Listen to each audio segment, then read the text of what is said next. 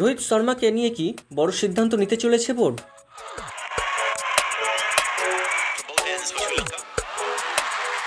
টি-20 ও test cricket থেকে অবসর নিয়েছেন রোহিত শর্মা। দুটি ফরম্যাটেই আলাদা অধিনায়ক নির্বাচন করেছে বোর্ড। এবার একদিনের অধিনায়কত্বও কি যেতে পারে রোহিতের? ভারতীয় ক্রিকেট বোর্ডের ভেতরে সেই খবরেরই আনাগোনা, তাই সেখানেই তৈরি হয়েছে বড় প্রশ্ন।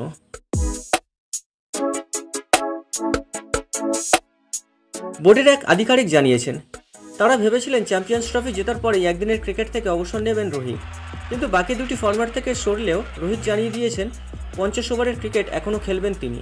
স্বাভাবিকভাবেই 2027 সালের বিশ্বকাপের দিকে নজর রয়েছে তার, কিন্তু ততদিন বোর্ড তাকে সুযোগ দেবে কিনা সেই দিকেই নজর রয়েছে ক্রিকেট প্রেমীদের।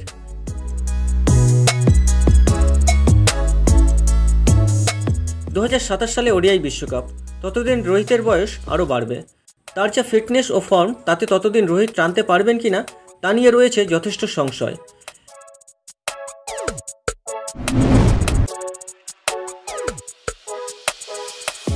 বিশ্বকাপের ঠিক আগে যদি নেতৃত্বের বদল করতে হয় তাহলে সমস্যায় পড়বে দল। সেই কারণেই আগে থেকে সিদ্ধান্ত নিতে চাইছে বিসিসিআই।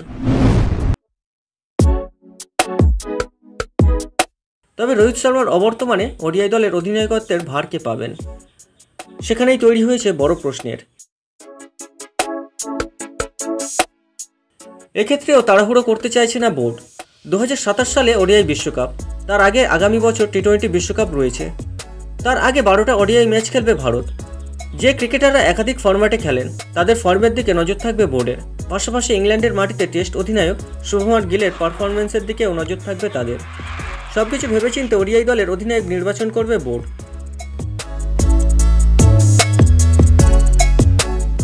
তবে শুভমান গিলই ওডিআই দলের অধিনায়ক হিসেবে অধিকাংশ নির্বাচকদের প্রথম পছন্দ। আপনারা কাকে ভারতীয় ওডিআই দলের অধিনায়ক হিসেবে দেখতে চাইছেন? কমেন্ট করে জানিয়ে দিতে পারেন আমাকে।